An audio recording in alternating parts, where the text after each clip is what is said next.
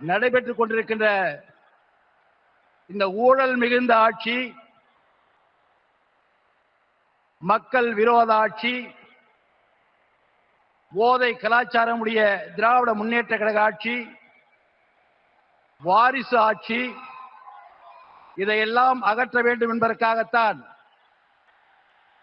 தேசிய ஜனநாயக கூட்டணியில் அனைத்திந்திய அண்ணா திராவிட முன்னேற்ற கழகமும் கூட்டணி கட்சிகளும் இணைந்து இந்த தேர்தல் களத்திலே போட்டியிடுகிறோம்.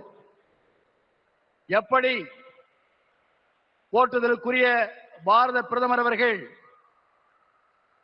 2014 ஆட்சி பொறுப்பை ஏற்று இந்திய துணைக்கண்டம் பின்தங்கி இருந்த இந்த நிலையில் உலகம்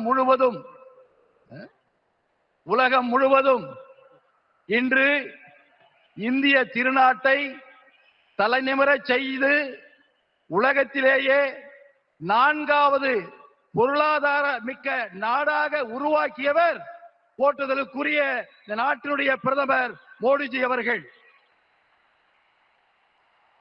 அதே போல இன்று உலக அரசியலில் ஒரு நிச்சயமற்ற நிலை இருந்தாலும் கூட இந்திய திருநாடு இந்த நிச்சயமற்ற நிலைக்கெல்லாம் முடிவு காணக்கூடிய ஒரு தலைவர் இந்தியாவில் தான் இருக்கிறார்.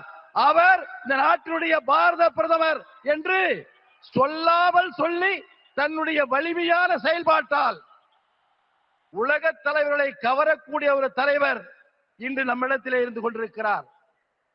அதே போல தமிழகத்தில் ஒப்பாரும் மிக்காரும் இல்லாத அனைத்திந்திய அண்ணா திராவிட முன்னேற்ற கழகத்தினுடைய நிறுவன தலைவர் புரட்சி தலைவர் எம்ஜிஆர் அவர்கள் 11 ஆண்டு காலம் தமிழகத்தில் பொன்னாட்சியை கொடுத்தவர் புரட்சி தலைவர் எம்ஜிஆர். அதை தொடர்ந்து புரட்சி தலைவி அம்மா அவர்கள் 16 ஆண்டு காலம் இந்த தமிழகத்தில் அனைத்து துறைகளிலும் முதன்மை மாநிலமாக கொண்டு வந்தவர் புரட்சி தலைவி அம்மா அவர்கள். அதை தொடர்ந்து 4 ஆண்டு காலம்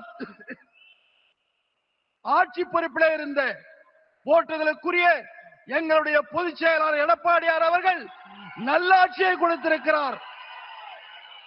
எப்படி பிரதமர் அவர்கள் ஆட்சி பொறுப்பேற்ற இந்த 11 ஆண்டு காலத்தில் வறுமையிலே வாடிய 20 கோடி மக்களை வறுமையிலிருந்து மீட்டெடுத்து மீண்டும் நல்ல நிலைக்கு கொண்டு வந்தாரோ, அதை போல மீண்டும் தமிழகம் அனைத்து துறைகளிலும் முதன்மை மாநிலமாக வர வேண்டும் என்று சொன்னால் அனைத்திந்திய அண்ணா திராவிட முன்னேற்ற கழக தலைவர், தேசிய ஜனநாயக கூட்டணிய தமிழுடைய தலைவராக இருக்கின்ற எடப்பாடியார் அவர்கள் மீண்டும் முதலமைச்சராக பொறுப்பேற்று